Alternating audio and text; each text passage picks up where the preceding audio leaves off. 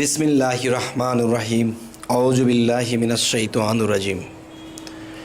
হে জগতবাসী, আমি তরিকত জগতের লোক, আমি মুর্শিদ ধরা লোক। আর এই মুর্শিদ ধরার কথা আল্লাহ কোরআনে বলেছেন, এবং কোরআনে বলেছেন এরপরেও যারা মুর্শিদ ধরে না এবং মুর্শিদ যারা ধরেছে তাদের বিরোধ করে, এরা কারা? এরা কারা এটা আপনি বলুন। যারা কোরআনের বিরোধ করে তারা কারা? যারা কোরআনের বিরোধ করে তারা হলো শয়তান। মজনবী শরীফের মধ্যে বলা হয়েছে যে মা আন্না পীর মা আন্না কাসা শয়তান, জগতে যার পীর নাই তার পীর হলো শয়তান। আচ্ছা, মজনবী শরীফ তো একজন মানুষের লেখা, এবার আসি কোরআনে আল্লাহর বাক্যে কি বলে। আল্লাহর বাক্যে বলতেছে, যারা আমার মুর্শিদকে পাইল না, আমার মুর্শিদকে ধরল না, তারা সুপথে নেই। তাহলে যারা নামাজ পড়তে পড়তে কপালে কহর ফেলে দিয়েছে, তারা যদি কিয়ামত পর্যন্ত নামাজ পড়ে, আল্লাহর একটা কথার উপরে তাদের সমস্ত ইবাদত বরবাদ। সেটা বরবাদ কিভাবে? যে আল্লাহ বলেছে, যারা আমার মুর্শিদকে ধরল না, মুর্শিদকে পাইল না, এবং যার জন্য আমি মুর্শিদ রাখিনি তার কর্মফল খারাপ, তারা সুপথে নেই।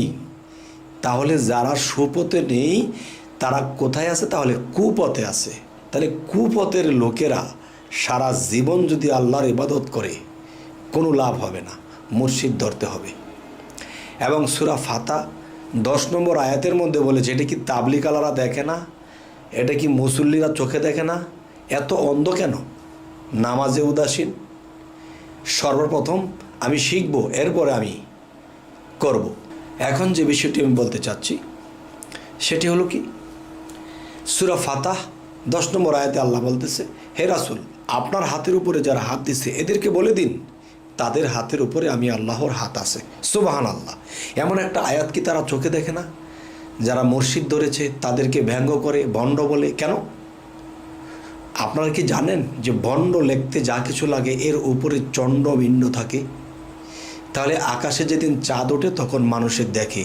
দেখবেন একজন মানুষ পাগলের মতো চলতো, বিড়বিড় করতো, খাওয়া দাওয়া ঠিক ছিল না, ময়লায় থাকতো, কিন্তু সে সর্বদা 24 ঘন্টা আল্লাহর জিকিরে থাকতো। দেখেন একটা জিনিস, নামাজের বাংলা কি এসেছে? নামাজ ফার্সি শব্দ, বাংলা কি এসেছে? স্মরণ করা। স্মরণ করা কি? আমি 24 ঘন্টা যদি আল্লাহর জিকির করি, নামাজ পড়ার টাইমটা কোথায়? যে নামাজের মধ্যে কাকে ডাকবে? আল্লাহকে ডাকবে। তো একজন নামাজে গিয়ে আল্লাহকে ডাকবে, 5 ওয়াক্ত 5 বার স্মরণ করা হয়েছে। আরেকটা হলো 24 ঘন্টা প্রতি শ্বাস প্রশ্বাসের মধ্যে একটা শ্বাস সে ফাঁকা দিচ্ছে না, শুধু আল্লাহ জিকির করতেছে। তাহলে 24 ঘন্টা যে আল্লাহকে সামনে রেখে এবং আল্লাহর জিকির করতেছে, তাহলে এটাও তো নামাজ, এটাও তো সালাত। একটা সালাত ভঙ্গ করে কি আরেকটা সালাত করবে?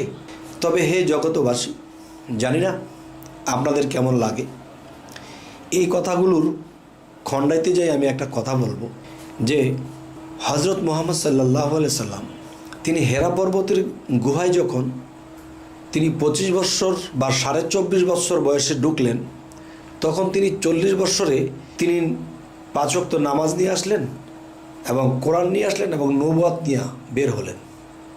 তাহলে এখন কথা হলো যে সেই 24 বৎসর কি তিনি নামাজ পড়েছিল? 24 বৎসর বয়স থেকে 40 বৎসর পর্যন্ত, নবুয়ত পাওয়া পর্যন্ত তিনি কি এই রুকু সেজদার নামাজটা পড়েছিল? না বাবা, তিনি এতদিন ধ্যানমগ্নে ছিল এবং নিজেকে পবিত্র করা হয়েছে। যখন নিজের সিনা মোবারককে পবিত্র করা হয়েছিল, তখনই সেখানে রব্বি জিদনি ইলমা, আল্লাহর তরফ হইতে জ্ঞান দান করা হয়েছিল। এরপরে যখন 52 বছর হইল নবীজির, তখন তিনি মেরাজে গেল, আল্লাহর সাথে সাক্ষাৎ করিয়া নামাজ নিয়ে আসলো। তাহলে নামাজটা কত বছরে আনছে? নামাজটা আনছে 52 বছরে। তাহলে এর আগে কি করলো? নামাজ তো আনছে মেরাজ থেকে 52 বছরে, এর আগে কি করলো? হে জগতবাসী, অবশ্যই এই প্রশ্নটা আপনাদের কাছে রইল। আচ্ছা, তা বলে কি আমরা নামাজ পড়বো না? অবশ্যই পড়ব। দায়েমি সালাত, কায়েমি সালাত, ওয়াক্তি সালাত, কোন সালাতে আল্লাহর সাক্ষাৎ, এটাও তো আমাদেরকে জানতে হবে। তবে যে পাগলের কথা বললাম, যে সে 24 ঘন্টার শ্বাস প্রশ্বাস একটাও গ্যাপ দেয় না, সবসময় আল্লাহর জিকির করে, তাহলে 24 ঘন্টা যদি আল্লাহর জিকির করে, একদিন আকাশে চাঁদ ওঠে, সে যখন মৃত্যুবরণ করে কোত্থেকে মানুষ আসলো, তার একটা স্থানে নিয়ে গেল, তার একটা মাজার হয়ে গেল। এখানে নিঃসন্তান সন্তান চেয়ে পাইতেছে, আল্লাহর কাছে তার উসিলা দিয়ে কিছু চাইলে সেটা পাইতেছে, দিন দিন উজ্জ্বল হইতেছে। তাহলে যারা ওয়াক্তি নামাজ পড়ে শুধু নামাজে উদাসীন, তাদেরকে কবরে রাখা হয়, তাদের কিন্তু মাজার হয় না। হযরত মুহাম্মদ সাল্লাল্লাহু আলাইহি সাল্লামের কিন্তু রওজা হয়েছে। তাহলে পৃথিবীতে অলিয়া উলিয়াদের কিন্তু রওজা হয়, এদেরকে ঠিক মতন কেউ পবিত্র থাকতে দেখেনি। নাওয়া নেই, খাওয়া নেই, গোসল নেই, শুধু বিড়বিড় করেছে আর আল্লাহ নামের জিকির করেছে। আর এত মানুষ এসে গেল, সে মৃত্যুর পরে কারণ কি, কোত্থেকে এলো? আরে সে যতদিন বেঁচে ছিল, কখনো গাছতলায় বসেছিল, কখনো এখানে সেখানে বসা ছিল। অনেক মানুষ বিপদগ্রস্ত হয়ে তার কাছে গিয়েছে, যাওয়ার পরে বলতেছে যে বাবা, আমি এরকম একটা বিপদগ্রস্ত অবস্থায় আছি, আপনি একটু দোয়া করবেন। তখন তিনি বলে দিয়েছে, তুমি এই কাজটা করো, তোমার ফয়সালা হয়ে যাবে, যাও, তোমার কালকে এই সমস্যা দূর হয়ে যাবে, যাও এমুক দিন তোমার এই সমস্যা দূর হয়ে যাবে। একজন নিঃসন্তান বলতেছে সে বেঁচে থাকতে যে আমার 12 বছর বিবাহ হলো, সন্তান হলো না। যা মা, 12 বছর কষ্ট করেছিস তো, আর একটু আগে যদি আসতি তো ফয়সালাটা আগে হতো। আচ্ছা যা, বছর ঘুরতে ঘুরতে তোর একটা ফুটফুটে ছেলে সন্তান হবে। ঠিক তার সন্তান হলো, সে বেঁচে থাকতেই। তাহলে এরকম অনেক মানুষকে উপকার করে গেছেন। তাদের কানে যখন গিয়েছে যে আমাদের গুরুজি ইন্তেকাল করেছে, তা হাজার হাজার মানুষ আসিয়া তাকে ঘিরে রেখেছে। তাহলে তাকে তো নামাজ পড়তে দেখা যায়নি।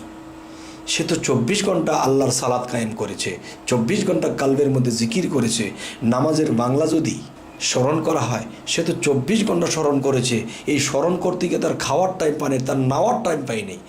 আর আমরা 5 ওয়াক্ত নামাজ পড়ে মিথ্যা কথাও ছাড়তে পারি না, আবার 5 বার আল্লাহকে স্মরণ করি, 24 ঘন্টা করি না। তাহলে আমরা এই নামাজে কি আমরা পার হতে পারবো?